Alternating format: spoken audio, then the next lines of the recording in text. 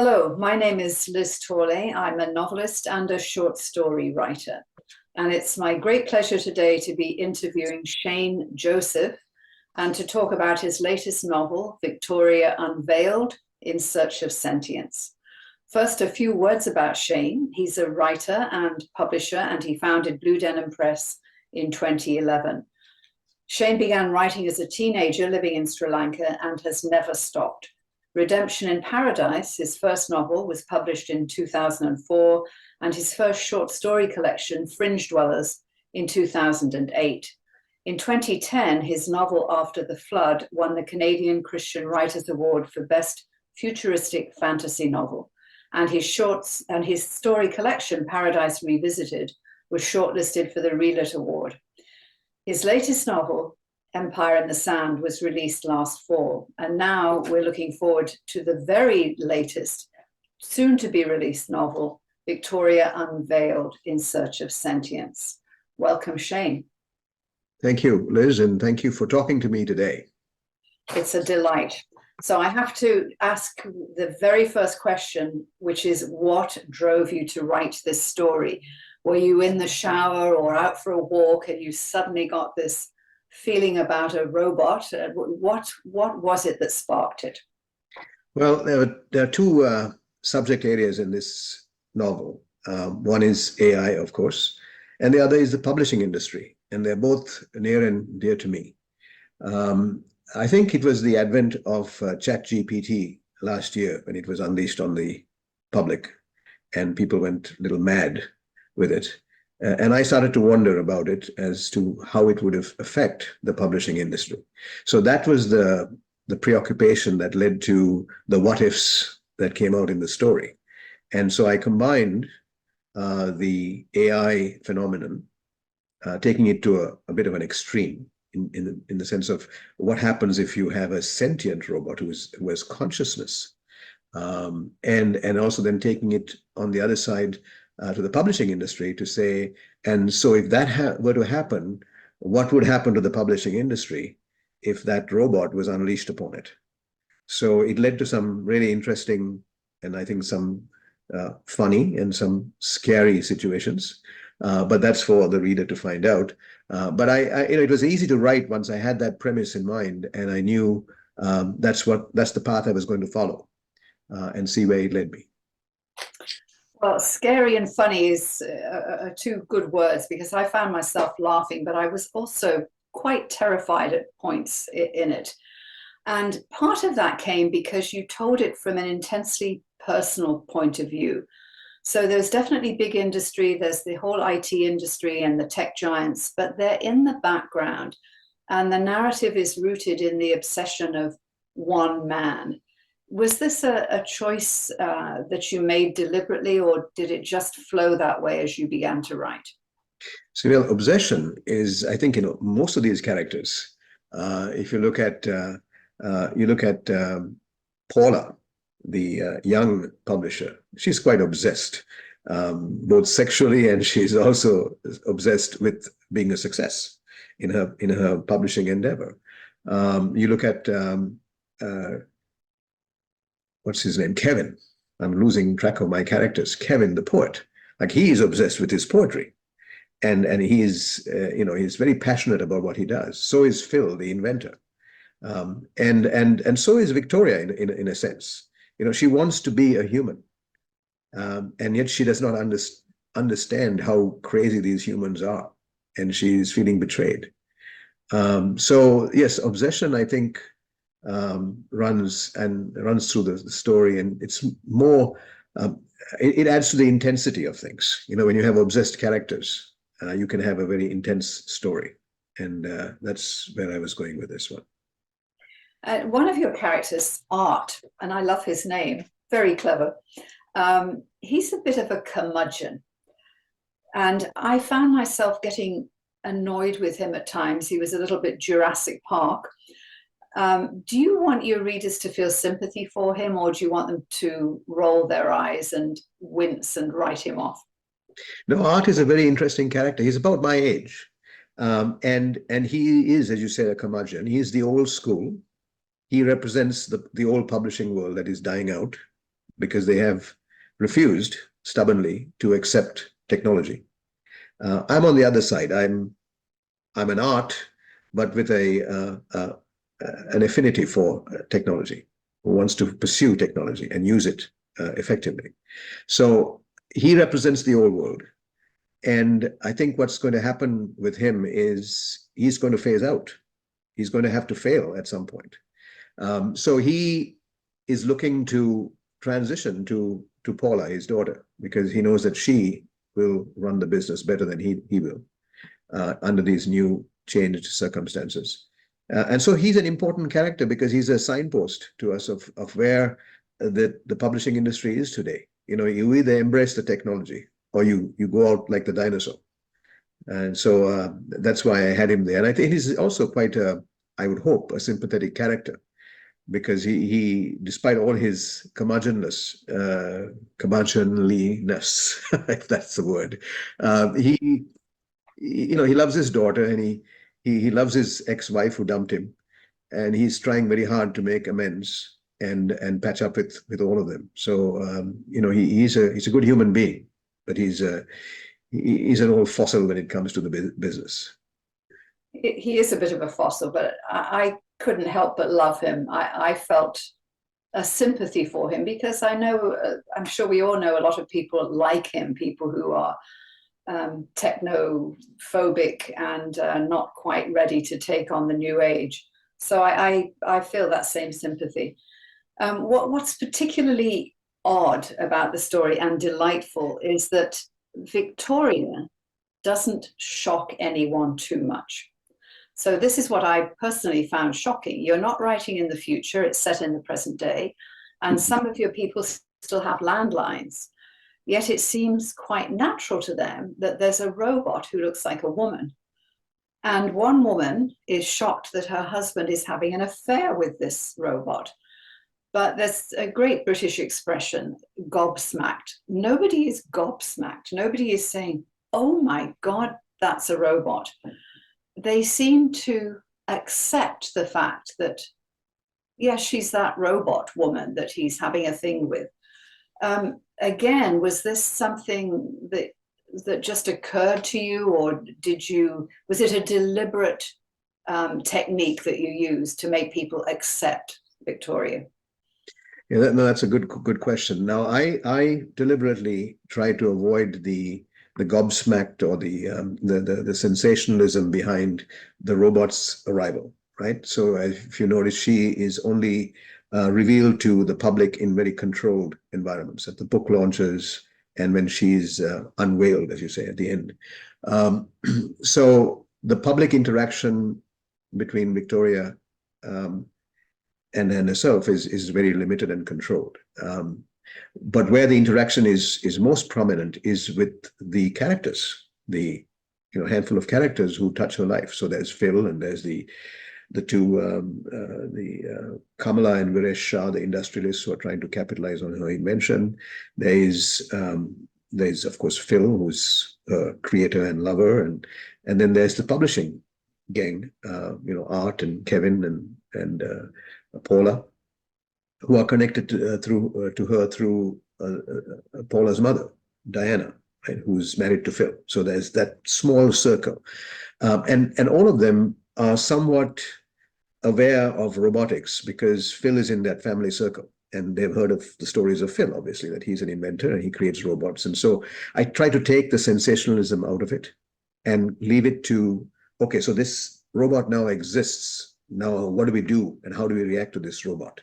Right. So in the case of Kevin and who's the poet, Art, who's the publisher, and Paula, who's his assistant, they feel and they view Victoria as a threat, right? Because she's going to upend and destroy their business, and even Diana views Victoria as a threat because she's stealing her husband away from her. So that's the threat side. On the opportunity side, you see Phil and you see Sebastian, the consultant, and the Shah family, who see Victoria as an opportunity. She's going to take them into the millions of dollars with when we start to produce more Victorias into the market, right? And then Victoria we have to look at her reactions too, because she is developing being sensory now, right? She's developing consciousness, and she's saying, no, I'm a pawn in this whole thing. On the one side, I am a threat to people whom I really don't want to destroy, but I don't like them. And on the other side, these guys are exploiting me. And it's only about them, and it's not about me. What about me? Right? So I wanted that to be the central conflict and the central focus for the reader, and not the whole sensational business of, oh, we got a robot now living among human beings. What shall we do? So that was the kind of the focus I wanted to create. And you did it very well, to the point that I started to think, gosh, maybe they're among us already and we don't even know about it. I had this vision of Diana talking to a girlfriend and saying, oh, it's true, the feeling I had. My husband's having an affair. And the other woman might say, oh, no, do you know her? Yes, she's a robot. I mean, it sounds like such an unbelievable conversation, but you make it feel like it's quite possible. That, I assume, was your intent. Yes, absolutely, because this is where, if robotics goes to where it goes, and if we are able to create sensory beings, then the whole heap of other issues will come up, right? And I wrote a short story once which captured that side of it. It was in one of the Hill Spirits anthologies a few years ago, called Pulling the Plug, where a guy goes into a shop and he buys a robot wife because all his relationships have failed. And, he wants somebody who will be obedient and do things on time and look after the house and, do all the stuff that comes with it. And the trade-off is that he has to give her half an hour to charge up every day, and another half an hour to connect with the robot universe of other robots, and get the latest and greatest on through their networking. And of course, the story opens with the Prime Minister of the country signing a human rights agreement with the robots union to say, you now have rights. You have the right to a 9-to-5 job and time off and holidays, and you're now equals with us. And of course, he cannot bear this, so he decides to pull the plug, and that's what the story was about. So what I was trying to get to was, yes, if you get to this level where we have to share the planet with the robots on equal terms, or even unequal terms, where they may be smarter than us, how will we deal with that, right? And so, yes, this situation where Diana is talking quite naturally with people about her husband having an affair with a robot is heading in that direction. Like, they have almost, subliminally accepted the fact that we are now going to have to share this planet with robots. And it's almost like the days of slavery, when we had these people working for us for no pay, and then at some point that equalized, right? But even though that equalized in law, it didn't equalize in attitude, and those attitudes of one group being superior to the other still continues today. And I think we're going to have the same thing happening with the robotic situation. We may come to a point where they're smarter than us, but if we give them that right to be to equality, will we embody that in our consciousness, in our thinking? Question open up for debate. Well, at one point, Dear Art says, oh, they're harmless creatures subservient to their handlers. And he's capturing, I think, what most people, most of us, feel about Alexa and Siri and the voices in our cars. Right now, if we swear at Alexa, she hangs up. I tried it. I don't have Alexa, but my brother does. And I used some bad language with her and she just hung up. But if she were to say, you've hurt my feelings, I think a bolt of fear would strike through me, because once we go from having servants to having relationships with all their inherent trauma and danger, then, as you say, we've changed the world. But your characters are either excited or dismissive. None of them are terrified. Do you not think they should be? They should be, and they start to become when they see the damage that Victoria can inflict on them, right? And so when the story moves towards its conclusion and we see what she's been up to, then it strikes a chord. There's also sympathy and understanding for why she did what she did. But yeah, she has, and she can inflict far more damage than a human could, right? And I think that's when the alarm bells go on. But I think, let's be hopeful here. On the positive side, we've seen the fear that just the concept of AI and the fear it has brought up in people has led to a call for regulation by the creators very early in the game. We didn't have this when the internet came up in the 90s. We didn't have it when social media came up in the early 2000s. And so we have had fake elections and fake news and all these bad things that have happened as a result of that. But with this, this is almost to me like when the nuclear bomb was invented. Immediately people pounced on it, put controls, and thank God to date we haven't had a nuclear disaster, a deliberate nuclear attack. And I think this is in the same realm, because these robots could actually unleash a nuclear attack if they get a hold of it, right? And if we don't treat things properly. So if the regulation comes in early and is fairly comprehensive without killing the business, we don't want to kill it, because I think that the AI can provide a lot of benefits. I mean, it is making people efficient already.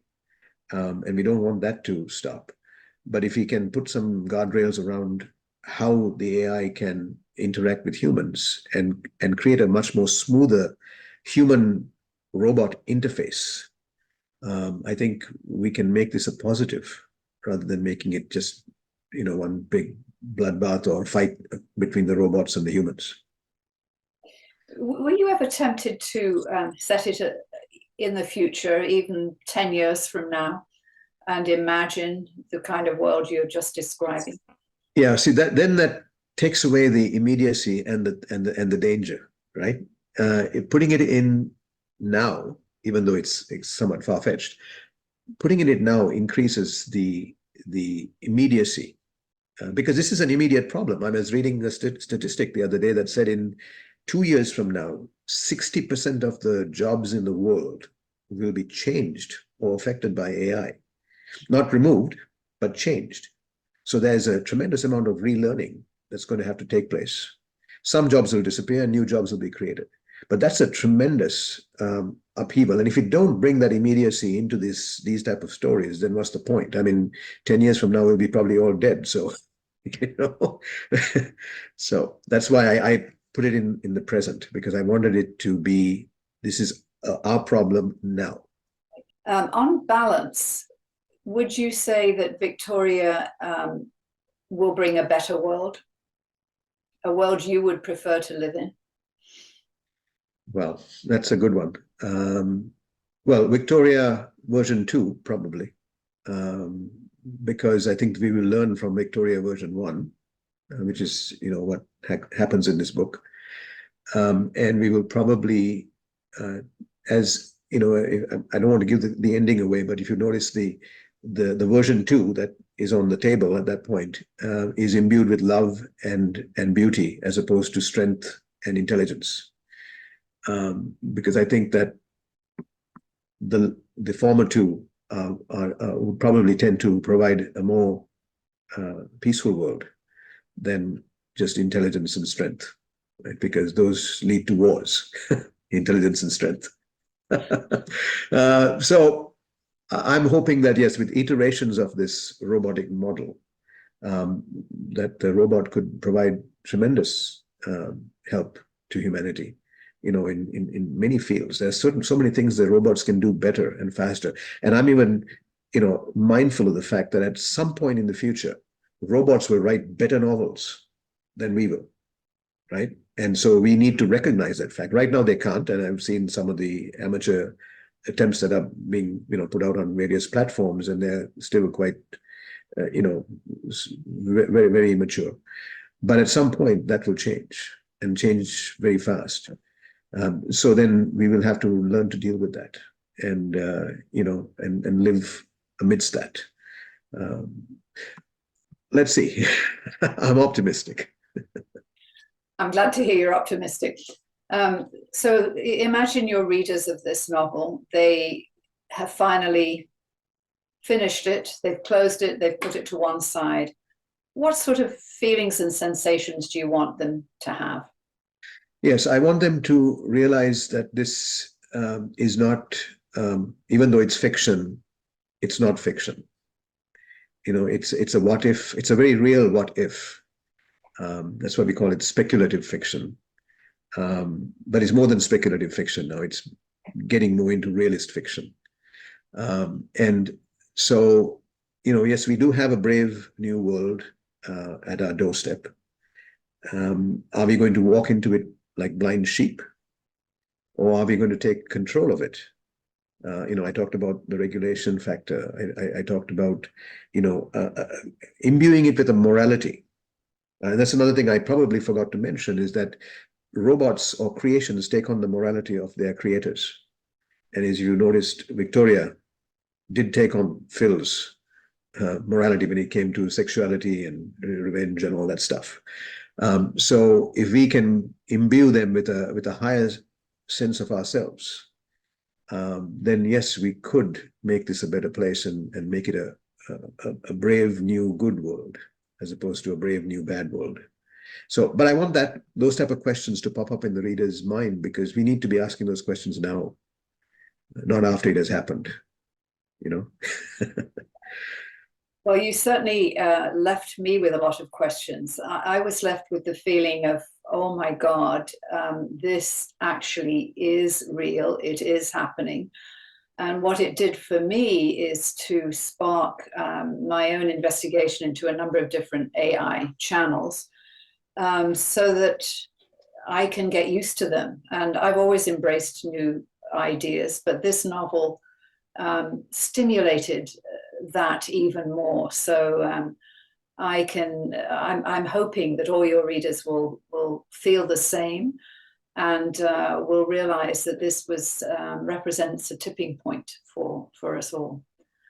So thank you very much for being with us today, Shane. I hope all the very, very best for the novel, and hope there's more to come. I'd like to see more of Victoria. Thank you. Thank you very much.